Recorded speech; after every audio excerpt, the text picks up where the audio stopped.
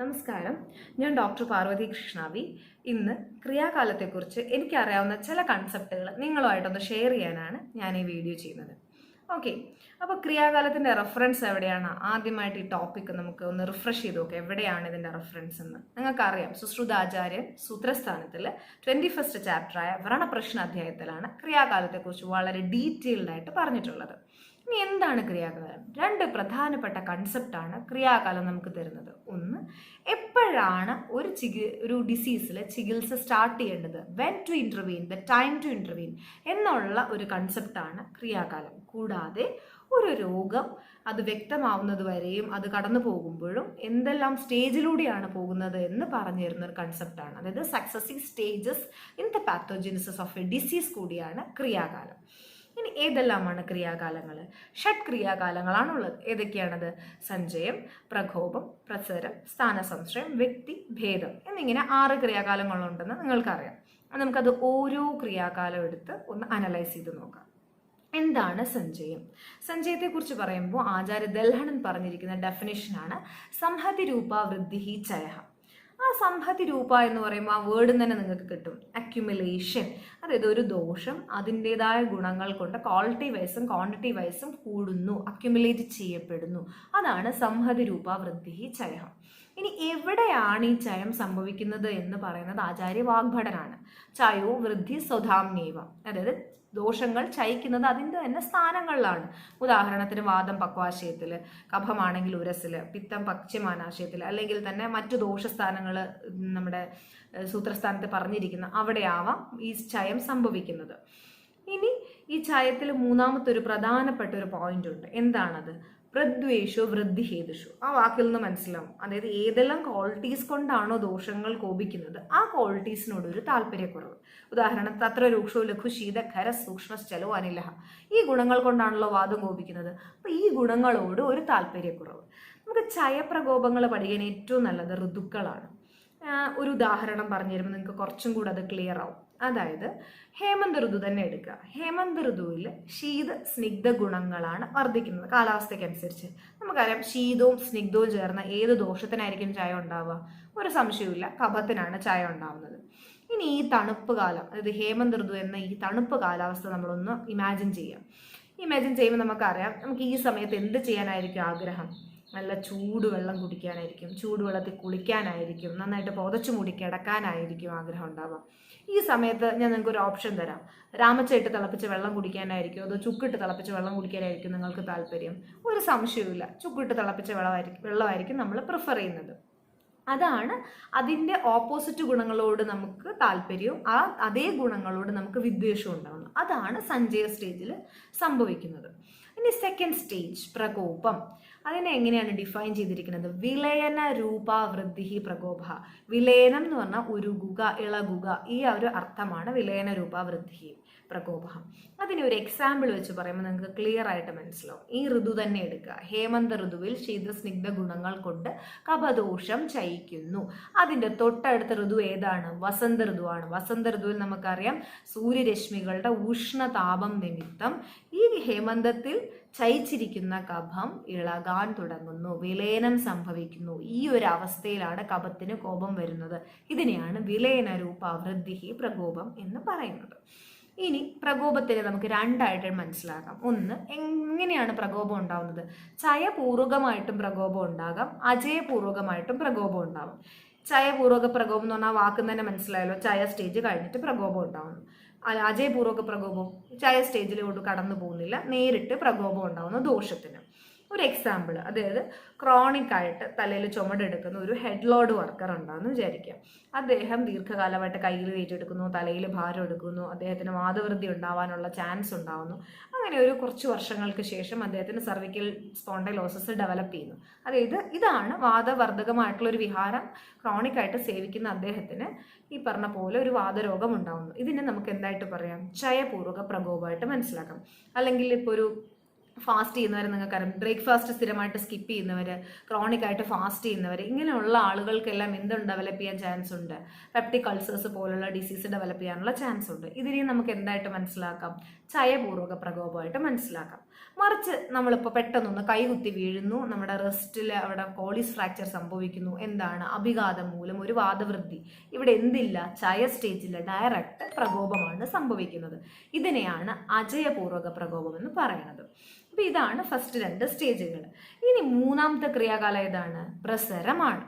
ഇപ്പം നമ്മൾ ഓൾറെഡി പറഞ്ഞു, ദോഷം വിലയന രൂപത്തിലാണ് ഇരിക്കുന്നത്. ഇനി ഈ ദോഷങ്ങൾ, വിലയന രൂപത്തിലുള്ള ദോഷം അവിടെ നിന്നും ഡിസ്ലോഡ്ജ് ചെയ്തിട്ട് ധാതുക്കളിലേക്ക്, ദൂഷ്യങ്ങളിലേക്ക് പോകാൻ തുടങ്ങുന്നു. ഇതിനെയാണ് പ്രസരം എന്ന് പറയുന്നത്. ഇവിടെ ഒരു ഗതി വരുന്നുണ്ട്, മൂവ്മെന്റ് വരുന്നുണ്ട്. ദോഷങ്ങൾക്ക് അതിൻ്റെ സ്ഥാനങ്ങളിൽ നിന്നും ദൂഷ്യങ്ങളിലേക്ക് ഒരു മൂവ്മെന്റ് വരുന്നു. അപ്പോൾ മൂവ്മെന്റ് വരണമെങ്കിൽ ഏത് ദോഷം അവിടെ വർക്ക് ചെയ്യണം? വാദദോഷം വർദ്ധിച്ചാൽ മാത്രമേ പ്രസരം എന്നൊരു സ്റ്റേജ് സംഭവിക്കുകയുള്ളൂ. ഇനി അതുകൊണ്ട് പ്രസരണ ഹേതുവായിട്ട് നമ്മൾ മനസ്സിലാക്കണം വായുവാണ്. ഈ പ്രസരം ഡിഫൈൻ ചെയ്യുമ്പോഴാണ് ആചാര്യൻ രക്തത്തെ 4ാമത്തെ ദോഷമായിട്ട് മനസ്സിലാക്കുന്നത്. കൂടാതെ ഈ രക്തത്തിൻ്റെയും കൂടെ പെർമ്യൂട്ടേഷൻ കോമ്പിനേഷനിൽ 15 ടൈപ്സ് ഓഫ് പ്രസരങ്ങളെ കുറിച്ച് എക്സ്പ്ലെയിൻ ചെയ്യുന്ന ഒരു ഏരിയ കൂടിയാണ് ഇത്. ഇപ്പം നമ്മൾ പറഞ്ഞു, ഈ ഒരു പ്രസര സ്റ്റേജിലാണ് ഇപ്പോൾ നമുക്ക് പേഷ്യൻറ്റിനെ കിട്ടുന്നു എന്ന് വിചാരിക്കുക. അപ്പോൾ നമ്മൾ ആ പേഷ്യൻറ്റിനെ എൻക്വയർ ചെയ്ത് ഹിസ്റ്ററി എല്ലാം എടുത്ത് വരുമ്പോൾ നമുക്ക് പ്രത്യേകിച്ച് ലക്ഷണങ്ങൾ ചിലപ്പോൾ ഒരു മൈന്യൂട്ടായിട്ട് 1-2 ലക്ഷണങ്ങൾ വളരെ ഡീറ്റെയിൽഡ് ആയിട്ട് ചോദിച്ചാൽ ചിലപ്പോൾ കിട്ടാം. കൂടാതെ നമുക്ക് എന്തുമാത്രം അറിയാം? ഇയാൾ ക്രോണിക് ആയിട്ട് സേവിച്ചിരിക്കുന്ന നിദാനങ്ങൾ എന്തെല്ലാമെന്ന് മനസ്സിലാക്കാം. അപ്പം ഈ ലക്ഷണങ്ങളെ, ഈ പറഞ്ഞ ഹേതുക്കളെയും വെച്ച് മാത്രമേ നമുക്കിവിടെ ട്രീറ്റ്മെൻറ്റ് ഫിക്സ് ചെയ്യാൻ പറ്റുള്ളൂ. കാരണം വ്യാധി ഇവിടെ എവിഡൻ്റ് അല്ല. അതുകൊണ്ട് തന്നെ ഇവിടെ അഡോപ്റ്റ് ചെയ്യുന്ന ചികിത്സ ഹേതുലിംഗ അടിസ്ഥാനത്തിലുള്ള ചികിത്സയാണ്. അതായത് ഹേതുലിംഗ ചികിത്സയാണ്, നോട്ട് വ്യാധി ചികിത്സ, നോട്ട് വ്യാധി പ്രത്യേക ചികിത്സ. ഇവിടെ വ്യാധി പ്രത്യേക ചികിത്സ അല്ല നമ്മൾ ചെയ്യുക, ഹേതുലിംഗ ചികിത്സയാണ്. ഇനി ചെയ്യേണ്ടത് ഇനി നെക്സ്റ്റ് സ്റ്റേജ്, അതായത് സ്ഥാനസംശയം, 4th സ്റ്റേജാണ് സ്ഥാനസംശയം, 4ാമത്തെ ക്രിയാകാലം. ഈ 4ാമത്തെ ക്രിയാകാലമായ സ്ഥാനസംശയത്തിൽ എന്താണ് സംഭവിക്കുന്നത്? ഓൾറെഡി ദോഷങ്ങൾ ഡിസ്ലോഡ്ജ് ചെയ്തു എന്ന് പറഞ്ഞു, ധാതുക്കളിലേക്ക് പൊയ്ക്കൊണ്ടിരിക്കുകയാണ്. ഇങ്ങനെ പോയിക്കൊണ്ടിരിക്കുമ്പോൾ എത്ര സംഘോ ഘവൈഗുണ്യ വ്യാധിസ്തത്രോപജായതേ, എവിടെയാണോ ഒരു ഘവൈഗുണ്യം ഉള്ളത് അവിടെ ഈ പറഞ്ഞ ദോഷങ്ങൾ ലോഡ്ജ് ചെയ്യപ്പെടുന്നു. ദോഷ ദൂഷ്യ സമൂർച്ഛനം അവിടെ നടക്കുന്നു. ഇവിടെ വേറൊരു ഇമ്പോർട്ടൻറ്റ് പോയിന്റ് കൂടിയുണ്ട്. ഇതാണ് 4ാമത്തെ ക്രിയാകാലം. തത്ര പൂർവ്വരൂപഗതേഷു ചതുർത്ഥ ക്രിയാകാല. പൂർവ്വരൂപങ്ങൾ വ്യക്തമാവുന്ന ഒരു സ്റ്റേജ് കൂടിയാണ് 4ാമത്തെ ക്രിയാകാലമായ സ്ഥാനസംശ്രയം. So 3 important points. എത്ര സംഘോ ഘവൈഗുണ്യ വ്യാധിസ്തത്രോപജായതേ, ദോഷദൂഷ്യ സമ്മൂർച്ഛനം നടക്കുന്ന ഒരു സ്റ്റേജാണിത്. പൂർവ്വരൂപങ്ങൾ പ്രകടമാവുന്ന ഒരു സ്റ്റേജാണ്. അപ്പോൾ ഇവിടെ എന്തായിരിക്കും ട്രീറ്റ്മെൻറ്റ് ഫിക്സ് ചെയ്യുന്നതിൻ്റെ ക്രൈറ്റീരിയ? ഇവിടെ നമുക്ക് ദോഷങ്ങൾ വർദ്ധിച്ചിരിക്കുന്നത് ഏതാണെന്ന് അറിയാം രോഗിയിൽ നിന്നും, അതേപോലെ തന്നെ ദൂഷ്യങ്ങളിൽ ഏതൊക്കെയാണ് അഫക്റ്റ് ചെയ്യപ്പെട്ടിരിക്കുന്നതെന്ന് മനസ്സിലാക്കാം. അപ്പം treatment should be fixed based on the ദോഷ ആൻഡ് ദൂഷ്യ ഇൻവോൾവ്.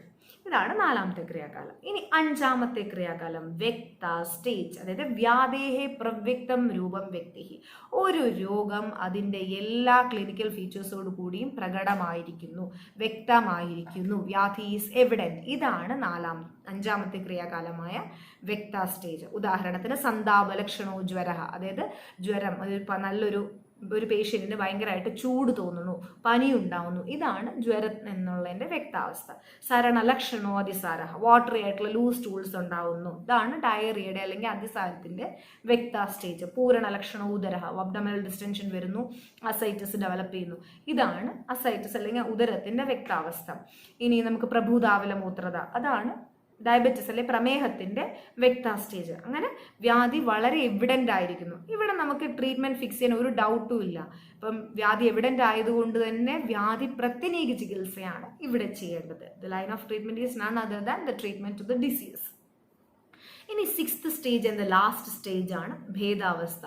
ഭേദാവസ്ഥ എന്ന് പറഞ്ഞാൽ നമ്മൾ ഓർക്കേണ്ട മെയിൻ കാരണം എന്ന് പറഞ്ഞു കഴിഞ്ഞാൽ ഒരു രോഗം ദീർഘകാലം നിലനിൽക്കുമ്പോൾ ഡെവലപ്പ് ചെയ്യുന്നതായിട്ടുള്ള സ്റ്റേജിനെയാണ് ഭേദാവസ്ഥ. അതായത് stage of complications and stage indicating the chronicity of the disease ആണ് ഭേദാവസ്ഥ. ദീർഘകാലാനുബന്ധത്വം എന്നുള്ള ഫാക്ടർ ഇവിടെ ഓർക്കുക.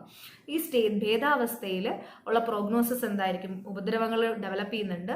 അപ്പം ബേസിക്കലി അസാധ്യമാണ് ഇതിൻ്റെ പ്രോഗ്നോസിസ്. പക്ഷേ നമുക്ക് ഇപ്പോൾ പേഷ്യൻറ്റിൻ്റെ സിംറ്റംസ്, പേഷ്യൻറ്റിൻ്റെ ബലം, വ്യാധിയുടെ ഒരു ബലം, ഇതിനെല്ലാം ഡിപ്പെൻഡ് ചെയ്തിട്ട് ട്രീറ്റ്മെൻറ്റ് വേണമെങ്കിൽ ഫിക്സ് ചെയ്ത് മാനേജ് ചെയ്ത് പോകാൻ പറ്റും.